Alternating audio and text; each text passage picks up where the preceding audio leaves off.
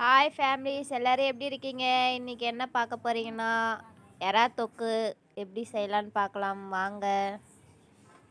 First அடுப்பு பற்ற வச்சுட்டு அதில் ஒரு கடாயை எடுத்து வச்சுக்கோங்க.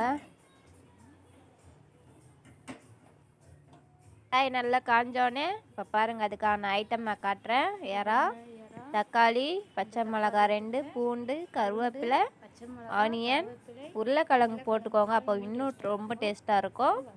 நான் அந்த சாப்டரை வச்சு கட் பண்ணிட்டேன் ஆனியனை. இப்போ கடாய் காஞ்சிடுச்சு, எண்ணெய் ஊற்றிக்கலாம்.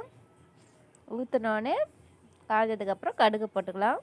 கடுகு சவுண்டு யாருக்கெல்லாம் பிடிக்கும்னு கமெண்ட் பண்ணுங்கள்.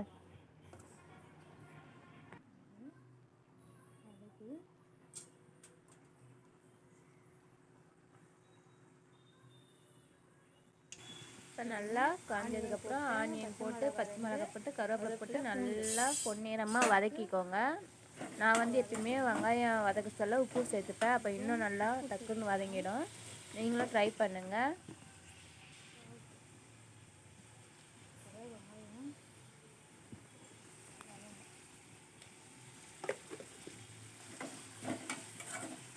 நல்லா பொன்னிறமாக வதங்கினதுக்கப்புறம் பாருங்கள் நல்லா வதங்கிடுச்சு. இப்போ தக்காளி ஆட் பண்ணிவிட்டு அது நல்லா சுருண்டு வரணும். வதங்கி வந்ததுக்கப்புறம் நம்ம வச்சுருக்க மெட்டீரியலை சேர்த்துக்கணும். அதுக்குள்ளேயே உருளைக்கிழங்கு பிரான் 2 சேர்த்து நல்லா அதையும் கிளறி விடணும். கிளறி விட்டதுக்கப்புறம் நல்லா கிளறி விட்டதுக்கப்புறம் நம்ம மசாலாவை ஆட் பண்ணிக்கணும். பாருங்கள் நான் மசாலா சேர்த்துப்பேன். எதுவும் இல்லை, மிளகாத்தூள் மட்டும்தான்.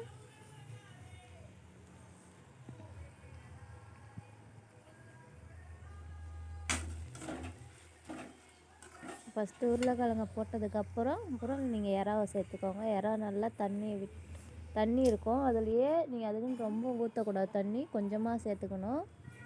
நல்லா எறாவை நல்லா வாஷ் பண்ணதுக்கப்புறம் அதை நல்லா சேர்த்துட்டு அதையும் நல்லா கிளறி விட்டதுக்கப்புறம் மசாலாவை ஆட் பண்ணிக்கலாம்.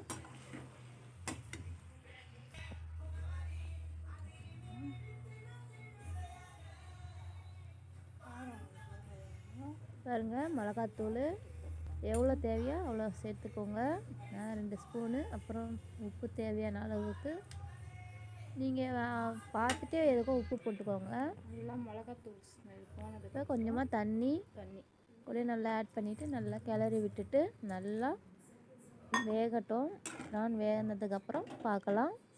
வீடியோ பார்க்குறவங்க மறக்காமல் சப்ஸ்கிரைப் பண்ணிவிட்டு பாருங்கள்.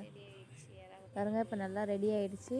வீடியோ பிடிச்சிருந்தா மறக்காமல் கமெண்ட் பண்ணுங்கள், லைக் பண்ணுங்கள், ஷேர் பண்ணுங்கள், சப்ஸ்கிரைப் பண்ணுங்கள். மறக்காமல் பெல் ஐக்கானை கிளிக் பண்ணுங்கள். அப்போ தான் நான் போடுற வீடியோ உங்களுக்கு நோட்டிஃபிகேஷனாக வரும். டெய்லியும் இன்னொரு வீடியோவில் பார்க்கலாம். வீடியோ பிடிச்சிருந்தா மறக்காமல் லைக் பண்ணுங்கள். பாய் எல்லாருக்கும்.